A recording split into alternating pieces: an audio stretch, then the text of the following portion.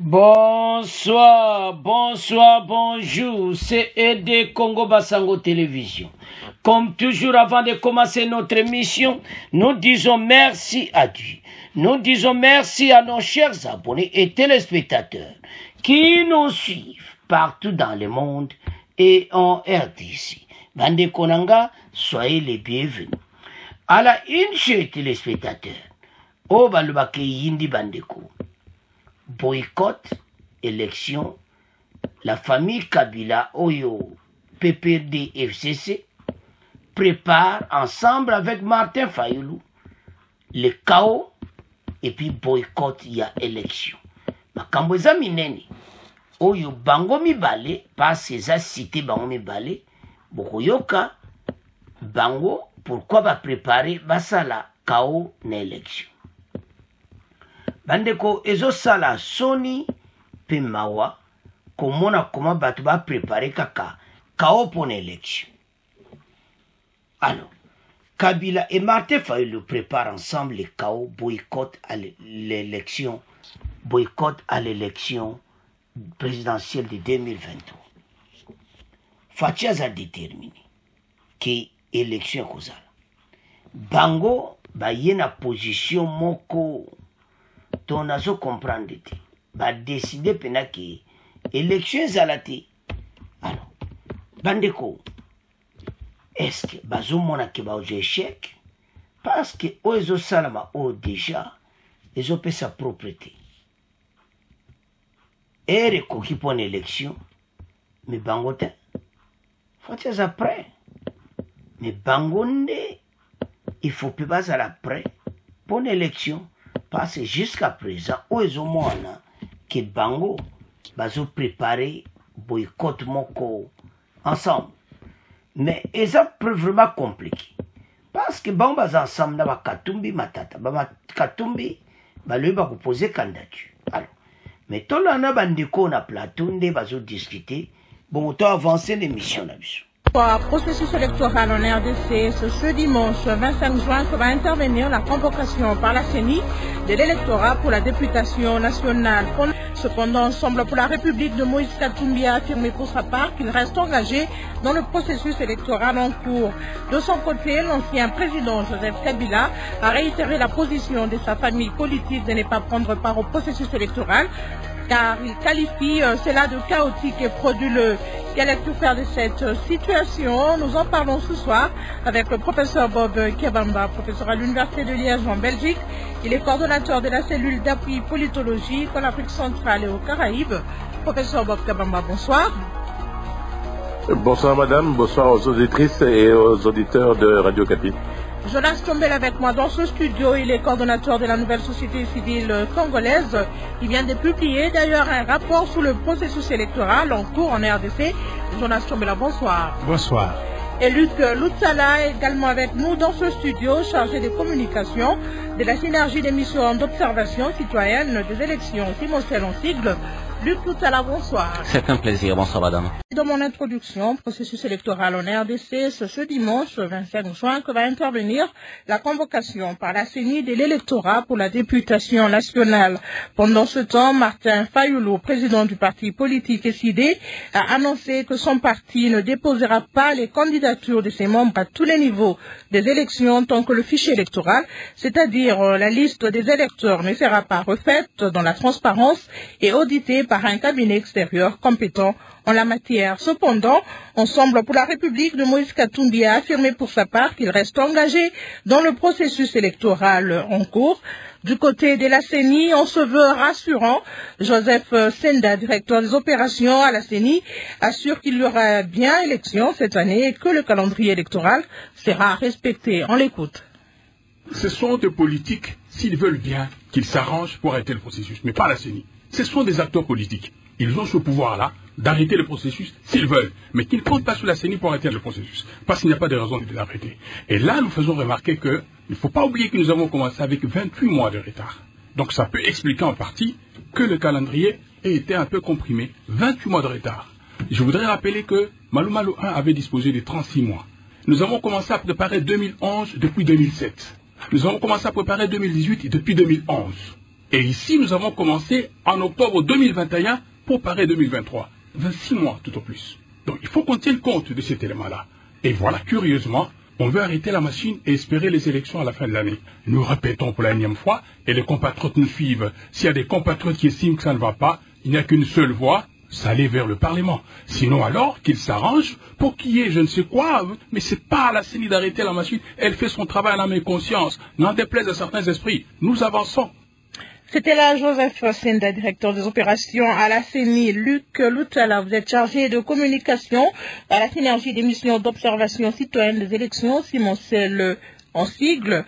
Vous avez suivi les points de vue des uns et des autres par rapport au processus électoral en cours en RDC. Alors, qu'est-ce que vous pensez de ces différentes déclarations des acteurs politiques congolais, de l'opposition? Tout de suite, on a l'impression d'avoir un processus fracturé. Alors, en voyant la CENI à son langage dans son coin, SID dans son coin, Ensemble dans son coin, et puis on a le FCC qui avait déjà lancé la danse de désistement depuis bien avant. Donc, à coup sûr, nous, en tant qu'observateurs, on regarde ça de dehors et on se dit ce processus part dans tous les sens. Ça, c'est la première image complètement visible que l'on a du processus. La deuxième chose qui apparaît tout à fait clairement, c'est on a l'impression d'être devant un dialogue des sourds entre les parties prenantes à ce processus. La CENI a complètement son langage et on a l'impression qu'elle parle sans être entendue. On a l'impression que les partis politiques parlent sans que la CENI les entende. Donc on est vraiment dans un dialogue des sourds. Et ça fait qu'il n'y a pas consensus. Ça fait qu'il n'y a pas confiance. Ça fait que finalement, il n'y a pas une cohésion. Mais en même temps, l'on va voir que cela vient complètement contredire l'objectif primaire de ce processus qui était la consolidation de la démocratie. La consolidation de la démocratie voulait dire en fait qu'enfin on va avoir, c'est le quatrième processus, qu'enfin on va avoir un processus au cours duquel les parties prenantes se sont mis d'accord sur les règles, les ont acceptées, et les parties prenantes vont concourir et que le meilleur gagne, et que on a moins de ce qu'on appelle les conflits électoraux, qu'on a moins de conflits électoraux après la proclamation des résultats. Mais le tableau qu'on a est que visiblement ce processus qui devait être celui de la consolidation de la démocratie ne tient pas le pari. Des 4 processus que l'on a, celui-ci est le plus fragile. Tous les autres processus passés n'ont jamais eu autant de crises à ce niveau ici. On est juste au niveau où la convocation va être faite, je crois dans 3 jours maintenant. Et on peut même dire qu'on a dépassé le pic, on est presque au pic de ce qu'on a connu, par exemple, sous Ngoï Mulunda et sous le Rose, avec les tensions qu'on a connues. Et donc, à écouter tout ce qui se passe, après on peut analyser, voir pourquoi tel parti, tel autre prend telle ou telle autre décision, mais manifestement, le constat, l'image que l'on peut garder, c'est qu'on est là devant un processus électoral complètement fracturé, et qui lance déjà la contestation de la légitimité avant même que l'on arrive à la proclamation des résultats. Alors ce processus doit-il se poursuivre dans ces conditions selon vous? Vous avez suivi Joseph Senda de la CENI. Pour la CENI, les élections auront lieu en décembre. Le train est déjà en marche. On avance. Oui, aujourd'hui il n'y a plus 2 scénarios. Le seul scénario possible aujourd'hui, et on le dit déjà, c'est qu'on va aller aux élections.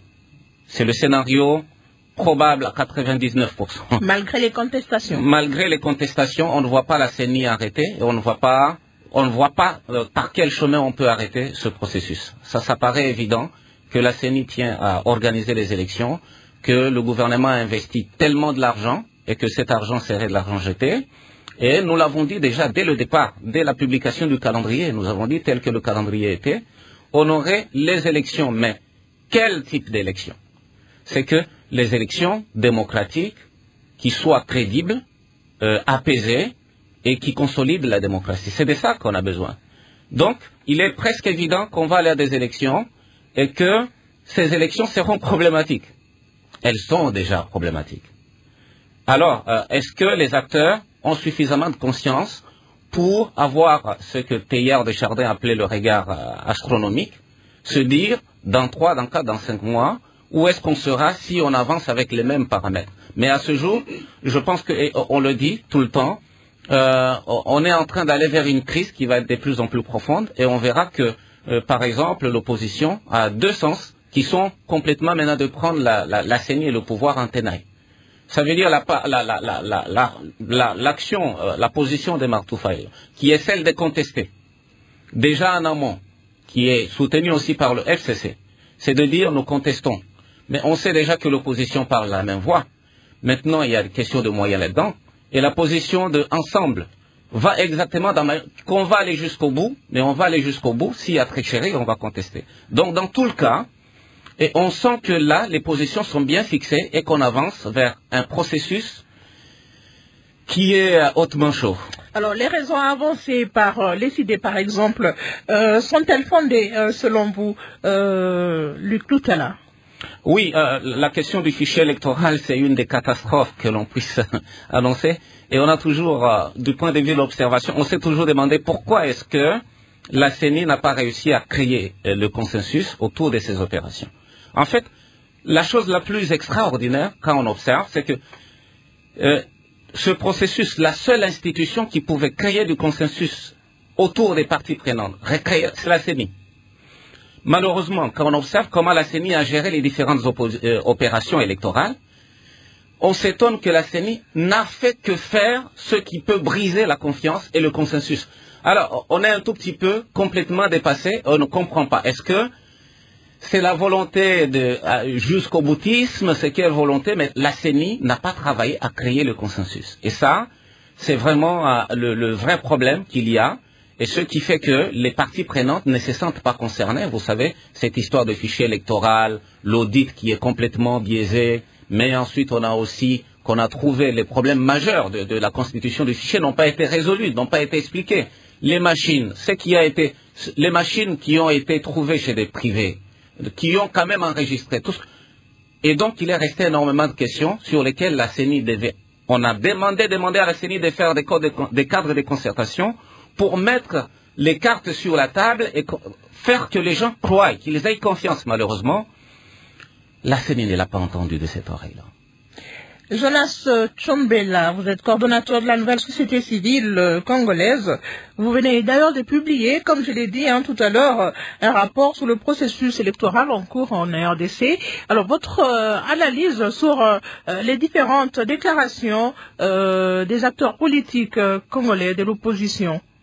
Certains qui décident de boycotter le processus électoral, ils ont des revendications, d'autres qui pensent qu'ils vont aller jusqu'au bout. Mais après, comme l'a dit Luc, s'il y a tricherie, il y aura contestation.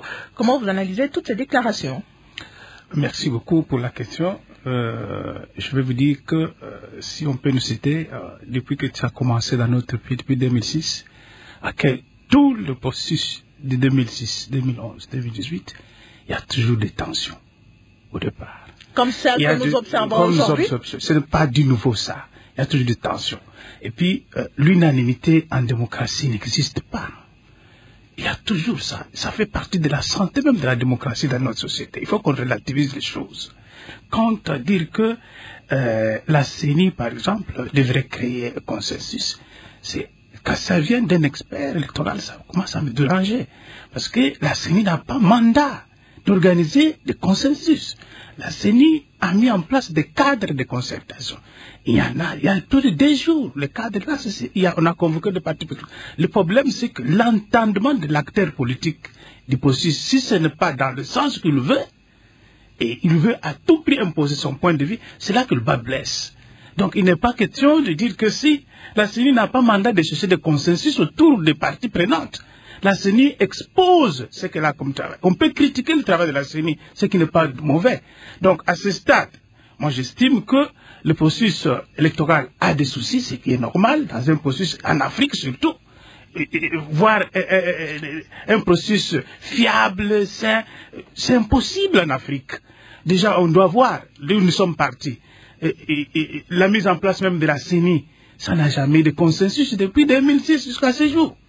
Donc il n'y a pas de consensus. Même quand on évoque le cas de Ngoï Mulunda, ou de ceci, il y a des problèmes. Mais je ne vais pas justifier tout ça pour dire qu'on ne doit pas améliorer. Ce n'est pas ça que je veux dire. De façon générale, pour vous, vous estimez que le processus évolue bien, normalement? Le processus évolue tant bien que mal. Parce qu'il y a des problèmes de finances. La CENI, en sortant le calendrier, il a ressorti ça avec des contraintes.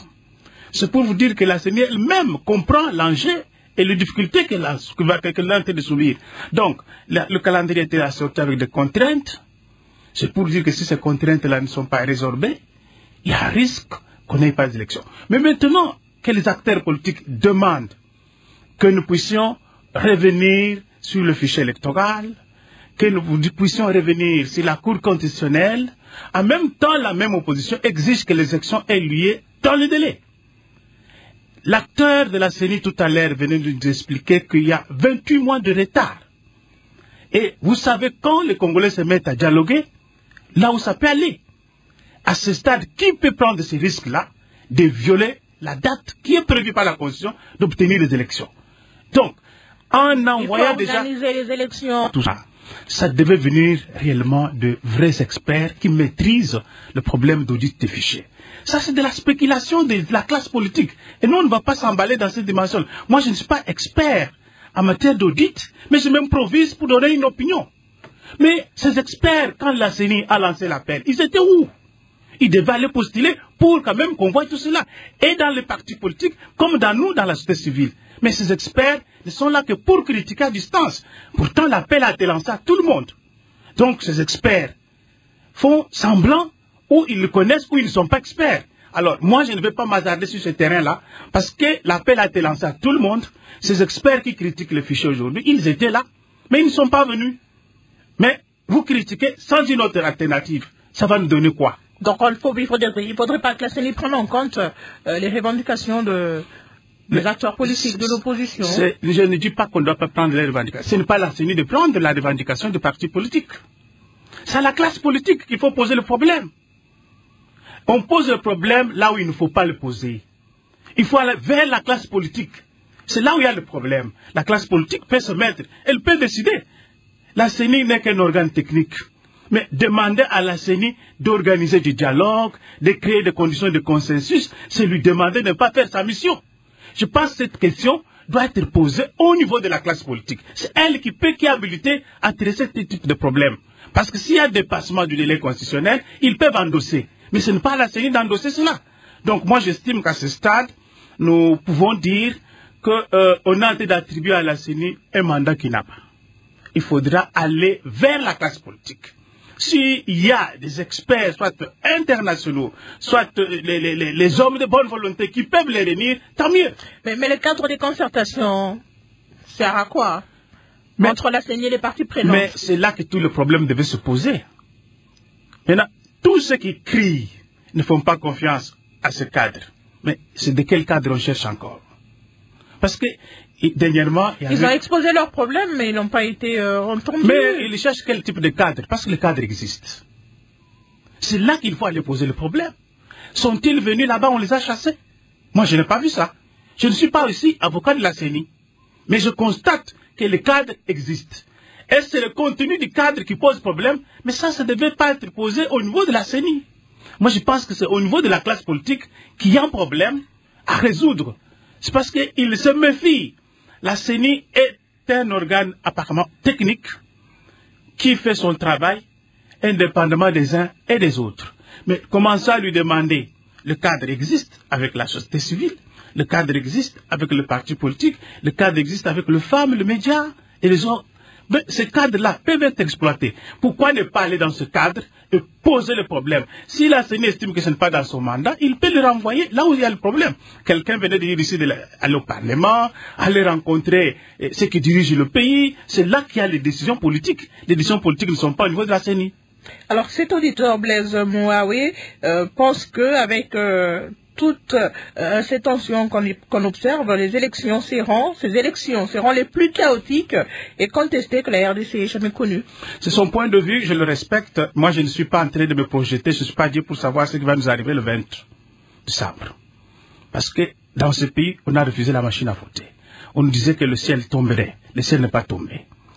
Dans ce pays, les gens ne voulaient pas que les autres aillent aux élections. Le ciel n'est pas tombé, le Congo a continué de fonctionner. À ce stade, je pense que ceux qui pensent des choses comme ça, ils doivent leur donner le contenu. C'est ce contenu qui manque. Quand on parle de questions, des élections frauduleuses, chaotiques, moi je ne comprends rien, quoi. Il faut donner le contenu à ce que vous appelez chaotique pour que nous puissions comprendre. Et de ce moment-là, on peut se faire une idée, voilà, il a raison, il n'a pas raison. Mais des mots qu'on utilise sans donner le contenu, ça pose des soucis de compréhension. Merci Jonas Tchombela, professeur Vodkabamba, professeur à l'Université de Liège en Belgique. Vous êtes coordonnateur de la cellule d'appui politologique en Afrique centrale et aux Caraïbes. Professeur, comment vous analysez cette situation? Oui, merci pour la question et surtout pour le sujet. Ce qu'il faut déjà bien dire, qu'il faut bien analyser le contexte dans lequel on est en train d'évoluer par rapport au processus électoral.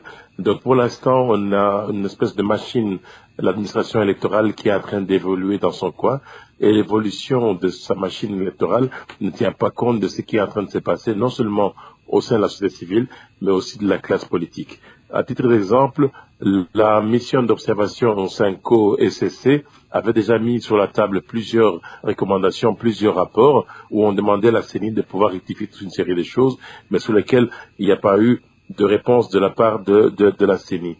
Alors ça c'est du côté, et puis il y a la société civile aussi, qui a aussi bien documenté le processus d'enrôlement avec les failles et les différents problèmes qui ont été constatés, documentés, et sur lesquels il y a eu des preuves qui ont été déposées à divers niveaux, aussi bien au niveau de la justice, mais qu'au niveau de la CENI, pour lesquels il n'y a pas eu de réponse. Notamment les questions liées aux machines à enrôler qui se sont retrouvées entre les mains des particuliers, pour lesquels on n'a pas de réponse. Toute une série, ce n'est pas qu'il y a que quelques cas qui ont été constatés, pour lesquels on n'a pas eu de réponse. On a eu des machines qui n'ont pas fonctionné, on n'a pas eu de réponse. On a eu toute une série de remarques et de recommandations qui ont été données sur lesquelles il n'y a pas eu de réponse. Alors du côté de l'opposition, du politique, on a en fait, il y a trois camps. Vous avez un camp qui est le camp de la majorité Union Sacrée, qui veulent aller absolument aux élections, mais je vais y revenir tout à l'heure. Et puis vous avez un autre camp qui est le camp constitué de l'opposition avec les quatre, c'est-à-dire Moïse Katumbi, Denis Sesanga, Batata ainsi que Fayoulou, qui se sont inscrits dans les processus et qui se sont dit bien on va aller dans le processus et on va aller jusqu'au bout. Alors on a le cas de Kabila avec le FCC qui a pris une autre position qui est de dire non, nous on ne veut pas cautionner un tel processus parce que nous avons déjà analysé que c'est un processus qui est biaisé, qui ne va pas aboutir à des résultats que la population congolaise attend. Et alors maintenant, qu'est-ce qu'on remarque? Ça, cette position, par exemple, par rapport à la position du Kabila, prend de plus en plus de l'ampleur et que Fayoulou, en décidant de ne plus participer à un processus pour lequel il juge qu'il y a des failles, et les failles supposent qu'il va y avoir fraude, qu'il va y avoir non-élection, qu'on va aller plus dans un système de hold-up, comme lui-même il le dit, de hold-up, il ne veut pas adhérer à ça. Et il va dans le sens donc de la famille politique de Joseph Kabila. Mais il reste dans le clan Katumbi, Sesanga et Matata qui reste encore entre ceux qui y croient encore. Mais au vu de la situation comme elle est en train d'évoluer, avec la dimension non seulement du processus technique, mais aussi des contextes dans lesquels ces élections sont en train d'être planifiées et organisées, il ne serait pas étonnant que dans les prochains jours, qu'on apprenne que plusieurs autres acteurs politiques se désolidarisent de ce processus électoral. Parce que un des éléments essentiels qui est le fichier électoral, et il va maintenant de plus en plus être confirmé, puisque même la SENCO, qui a observé, qui a été avec le CC dans l'observation du processus d'enrôlement, commence à dénigrer et à désavouer la liste électorale telle qu'elle a été auditée. On a déjà eu une mission il y a quelque temps sur ce fichier électoral et je vous l'ai dit la fois passée, il est impossible de pouvoir auditer un fichier électoral de 49 millions d'électeurs en quelques jours et en quelques jours, en 2 jours, 1 jour, écrire un rapport de 150 pages dans lequel on diffuse. Ce n'est pas possible. Ce qui veut dire de manière très claire que tout le processus, dès le départ, nous le savons que le processus est biaisé et il y a les éléments qui le prouvent et qui démontrent que le processus est biaisé, que nous irons dans ce qu'on peut appeler dans le langage électoral open bar. Ça veut dire que tout le monde va aller voter comme on a envie d'aller voter, et puis 2 jours après, qu'est-ce qui va se passer? On aura la CENI qui va déclarer des résultats qui ne seront même pas des résultats qui seront consolidés, puisqu'il n'y a pas de fichier électoral. Pas de fichier électoral, ça veut dire que tout le monde peut aller voter là où il veut, et on aura des résultats qui seront Capharnaüm, et le processus sera aussi Capharnaüm. Alors, vous parlez d'un processus, professeur, vous parlez d'un processus qui est déjà biaisé.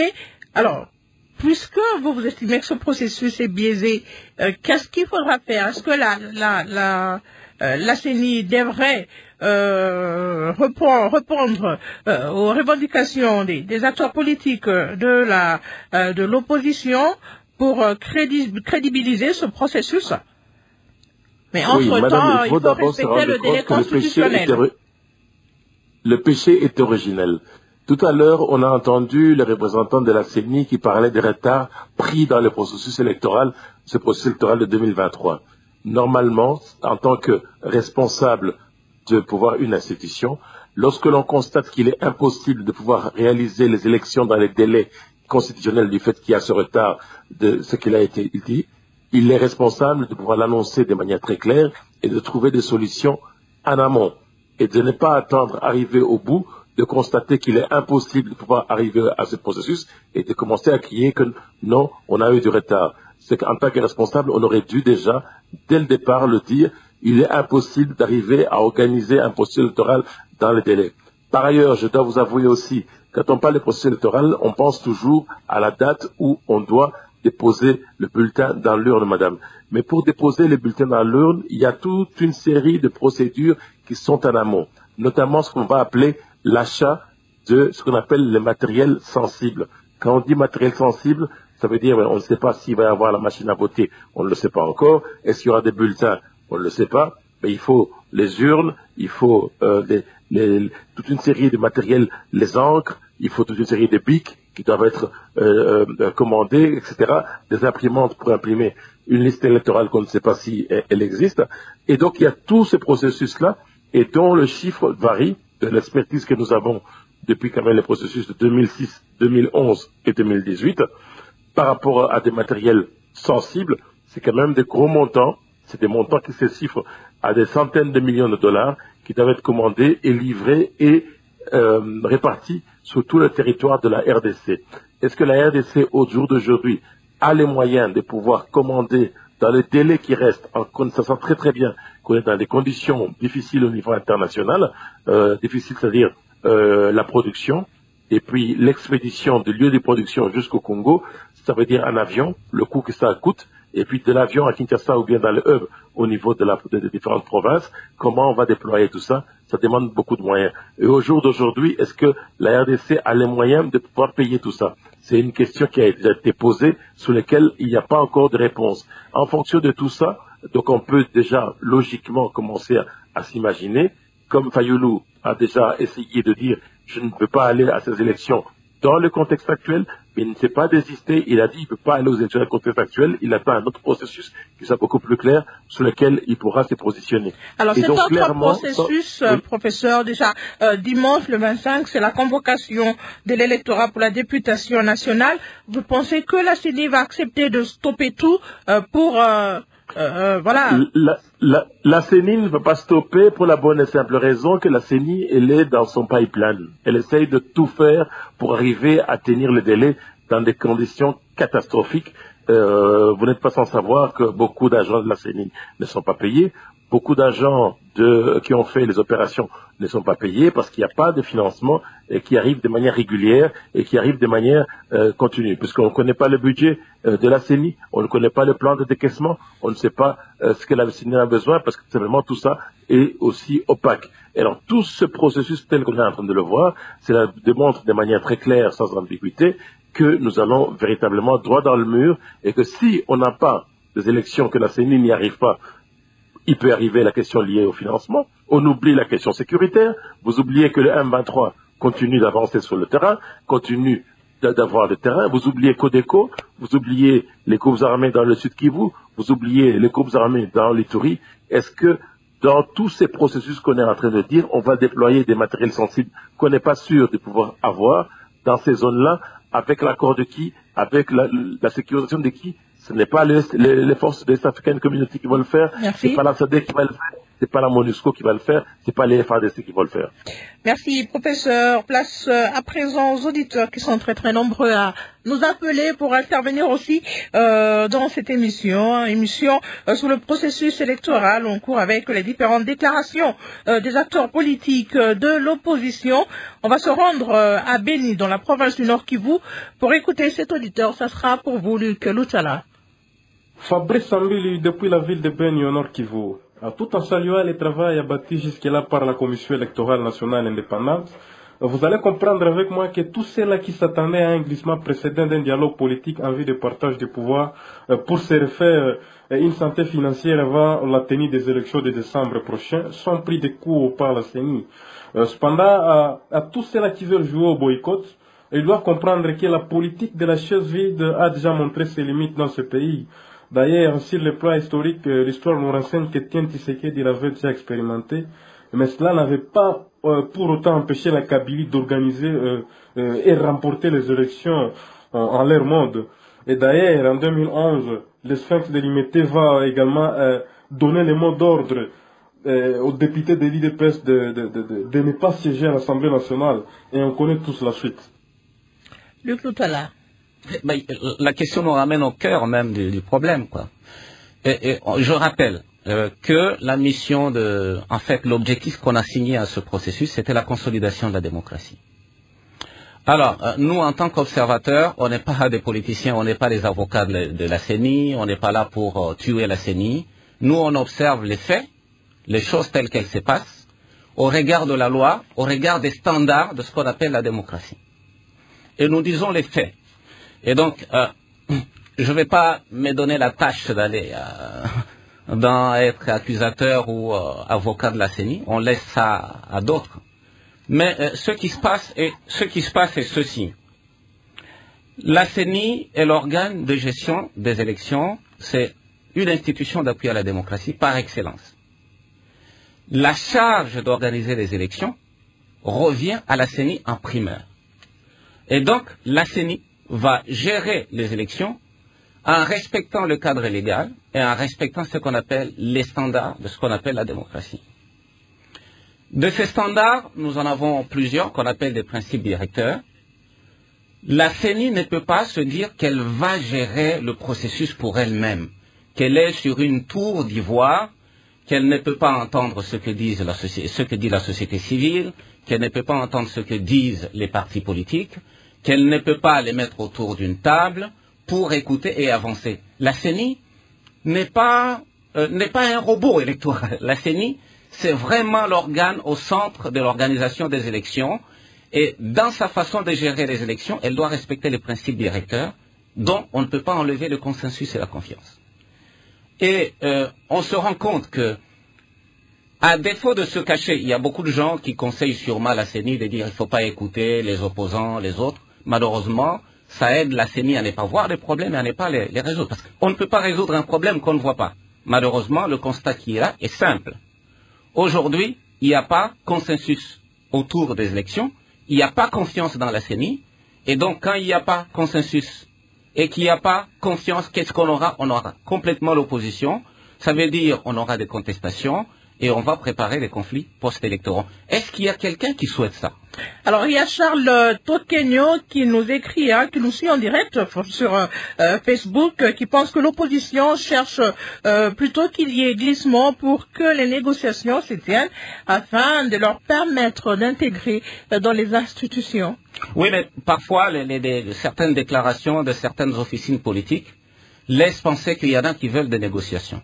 Mais là, il faut rappeler, je l'ai dit tout à l'heure, qu'il y a le délai légal et puis il y a la vitesse des croisières que la CENI a prise, mais en même temps, il y a la dynamique même de gestion du processus, qui fait qu'au niveau où nous sommes aujourd'hui, je ne vois pas mathématiquement dans quelle mesure est-ce qu'on pourrait avoir un glissement. Aujourd'hui, c'est tout à fait clair que la CENI va tenir en son calendrier et il va y aller quoi qu'il en coûte.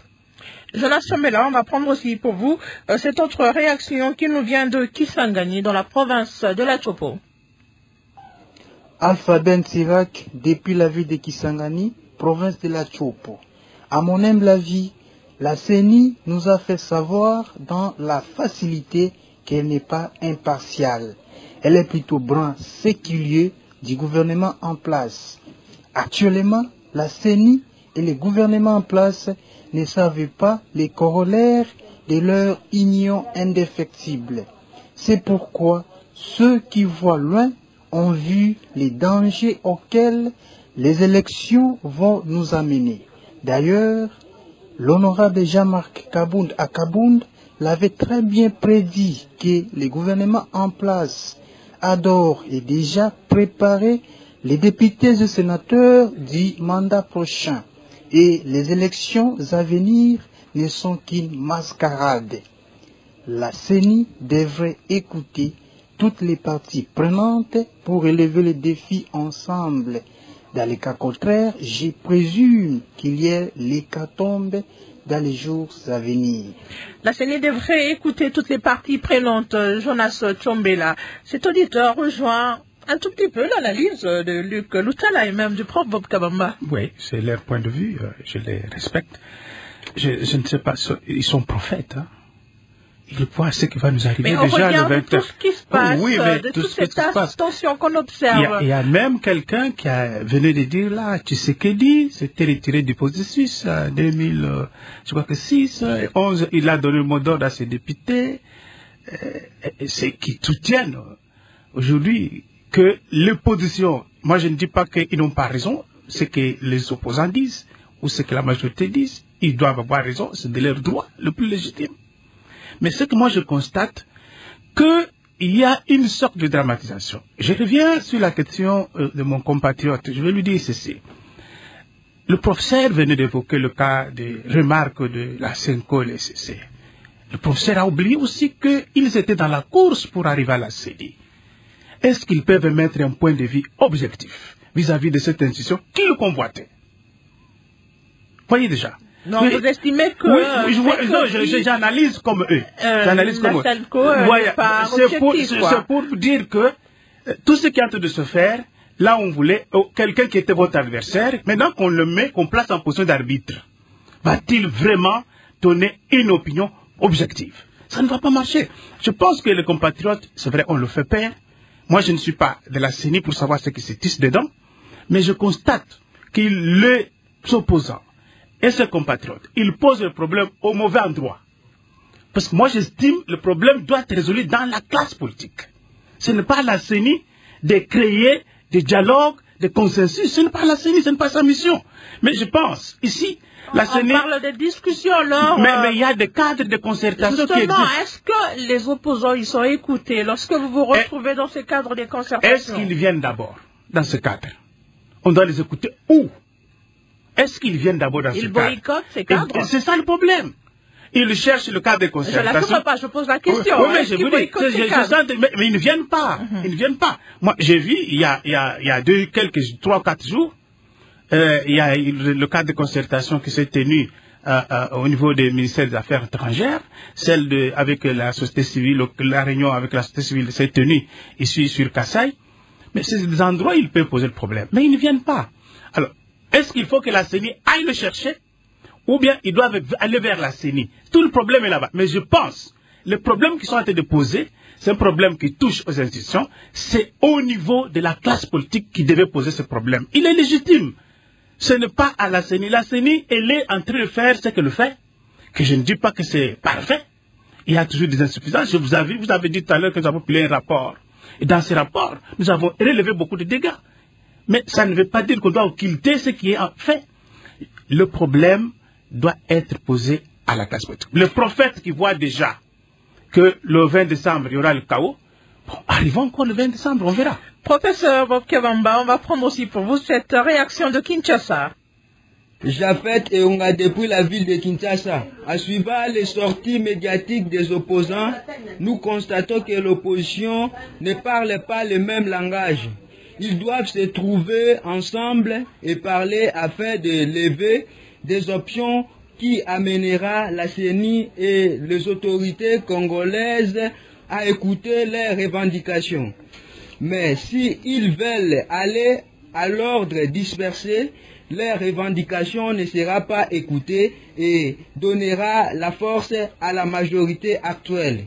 Nous demandons à la CENI et au gouvernement actuel d'écouter aussi les revendications de l'opposition pour éviter les jours à venir des protestations, car les Congolais en ont marre de mourir encore à cause des élections. Alors, je vais ajouter une autre réaction qui nous vient de Facebook, Didier Kazadi, qui demande si la CENI commence à écouter tout le monde. Est-ce que vous pensez, professeur, que cela va faire avancer les choses? Merci en tout cas pour la question par rapport surtout à l'auditeur de Kinshasa. Il a tout à fait raison en parlant de l'opposition, mais il faut aussi se rendre compte, il faut bien tenir compte du contexte. C'est-à-dire que je vous ai dit tout à l'heure qu'il y a deux pôles dans l'opposition. Vous avez un pôle qui refuse le processus avec des conditions que Payoulou est en train de rejoindre ce pôle-là. C'est un pôle avec Kabila. Et vous avez le pôle de Katumbi, Sesanga et Matata qui veulent y aller. Ce qui veut dire par rapport à l'opposition, ce n'est qu'une analyse, ce n'est pas que je suis de l'opposition ou quoi. Ce qui veut dire, c'est que simplement, l'opposition, ce qu'elle fait, c'est de tenir le pouvoir en tenaille, entre d'une part ceux qui refusent, d'autre part ceux qui y sont, en sachant très bien que c'est deux pôles qui sont très forts, pour lesquels il pourra toujours tenir compte si un scénario ne marche pas, l'autre scénario va encore marcher. Et alors, il y a un problème très sérieux, c'est le problème de la violence préélectorale que nous avons déjà commencé à observer sur le terrain. C'est-à-dire que, avec tout ce qui est en train de se passer, pourquoi est-ce qu'on dit en tant qu'analyste, c'est pas qu'on est des prophètes, mais nous sommes des analystes et qu'on arrive à pouvoir analyser les faits, et en analysant des faits, on peut arriver à faire ce qu'on appelle les hypothèses, et les hypothèses qu'on est en train de donner partager avec les auditeurs. C'est que, avec ce contexte, vous avez des contextes des gens qui ont des ancrages locaux et régionaux, et quand ils contestent un processus, on n'est plus en 2006, on n'est plus en 2011, on n'est plus en 2018, nous sommes en 2023, et à chaque fois quand on regarde les différents processus, on a toujours eu une élévation de violence à chaque élection. Mais cette élection aujourd'hui nous présage que la violence sera beaucoup plus importante, puisqu'il y aura une violence communautaire dans beaucoup de circonscriptions et dans beaucoup de régions par rapport au contexte. Et c'est pour ça que je dis, et je le répète, qu'au niveau de la CENI, le problème c'est qu'ils sont restés dans leur schéma coûte que coûte, on y va, et coûte que coûte, on y va en sachant très bien qu'ils ne vont pas y arriver, et ça veut dire qu'on continue progressivement à renchérir et à alimenter le sentiment qu'il va y avoir un voile électoral, et le discours des politiciens est de plus en plus violent, et lorsqu'on parle des discours de plus en plus violents, ça veut dire que nous allons, de manière très claire, dans une violence préélectorale, en ne sachant même pas très bien que les élections du 20 décembre auront bel et bien lieu, et surtout, dans quel contexte. Et je rappelle encore une fois, ça sera votre conclusion, professeur. Il y a le Codeco, il y a le M23, il y a toujours le Codeco, et on ne sait pas ce que le M23 va faire, on ne sait pas ce que le Codeco vont faire, on ne sait pas ce que les groupes armés qui vont le faire, on ne sait pas ce qu'ils vont faire, et donc, il est prétentieux de ma part de penser que la CENI va aller bon nombre de chemins, sans tenir compte de tout ce que je viens d'avancer. Merci, professeur Bob Kebamba. Je rappelle que vous êtes professeur à l'Université de Liège en Belgique et coordonnateur de la cellule d'appui politologique en Afrique centrale et aux Caraïbes. Luc Loutala, nous sommes à la fin de notre débat. Votre conclusion, l'avenir de ce processus électoral. Madame, les élections sont un intérêt national. Avoir des bonnes élections, ça aide la nation à se développer, à garder la cohésion nationale, à aller de l'avant. Donc nous avons tout à gagner à avoir de bonnes élections. Et tenir compte même des minorités, parce qu'on ne peut pas faire des élections en disant on va exclure ceux-ci qui sont des cons, qui sont des malades, il n'y a que nous les intelligents, nous sommes sur notre tour d'ivoire. C'est complètement se fermer les yeux et détruire la démocratie et jouer contre la nation. Ce à quoi nous appelons, et la CENI et les parties prenantes, sans aucune exclusion, c'est de tenir la concertation. Se concerter, ça veut dire quoi? Ça veut dire se mettre d'accord sur ce qu'on doit faire. Et les cadres, les prétendus cadres que la CENI organise, n'en sont pas un. C'est des cadres de conférences où la CENI, comme un maître d'école, arrive, pompe son discours, sans un agenda dans lequel il y a des matières à discuter avec les autres ou dans lesquelles les autres sont organisés. Tout ce que nous avons fait, c'est conseiller la CENI à bien faire. C'est appeler les autres parties prenantes et la population à participer et chacun à jouer pour que ces élections soient des élections apaisées. Merci Luc Lout, la chargée de communication à la synergie de mission d'observation citoyenne des élections. Simon Sel, en sigle. Jonas Tombela, coordonnateur de la nouvelle société civile congolaise. Votre mot de la fin, votre conclusion? Oui, je pense que nous allons relativiser les choses au lieu de dramatiser. Parce que les élections sont en train d'être préparées dans notre pays. Le cadre de concertation, tout ce que je entendais ce soir, je voulais entendre le cadre légal. L'article tel de la Constitution, de la loi électorale dit ceci, la CENI n'a pas pu faire, elle l'a pu faire. Mais les revendications de nos compatriotes de l'opposition doivent être prises en charge par la classe politique. La CENI doit travailler davantage pour s'ouvrir, pour créer les conditions de confiance pour qu'on ait des élections dans les délais constitutionnels. Ceux qui estiment qu'il faut organiser des dialogues pour se retrouver au pouvoir et violer la Constitution et violer le délai, je pense que nous ne serons pas dans cette direction-là. Alors dans la direction de la recherche de la confiance autour du processus, au moins dans la classe politique, la CENI doit davantage s'ouvrir et s'il y a des failles, elle doit s'ouvrir aux autres parties prenantes pour connaître des élections libres, démocratiques, inclusives. Merci Jonas Chombela, dialogue entre Congolais. C'est fini pour ce soir. Alors, bande kotolandi biso nyonso. Donc jusque-là, position ya bango ndenge bazoboyela yango pe. Et ça peut être clair, parce que bino bolingi élection te. Mais est-ce que bolingi penza nini? Martin Fayulu, et Joseph Kabila, les FCC, les CID. Donc, on dirait que Martin Fayulu a un problème dans le parti politique. Bon, il a posé candidature. Alors, peut-être, en coulisses, na Katumbi, Bayokan Basa va jouer. Et ça possible, quand il y a une équipe qui est prêt. Et puis, c'est pas candidature, et il y a semaine où. Si vous avez une candidature, vous poser une candidature, FCC a posé. Et puis, Martin Fayulu a posé. Donc, vous avez ça. Bien, donc, vous avez créé le mogo. Non. Ça passe. Alors, ce qui va poser, élection, ok, non. Mais tout boy après, on a baillé la formule, il y a la vérité des urnes. Pour bien au bon abino. Donc, c'est-à-dire, beaucoup y a la bataille comme un processus, oh, buena buena, quoi y a les suscités.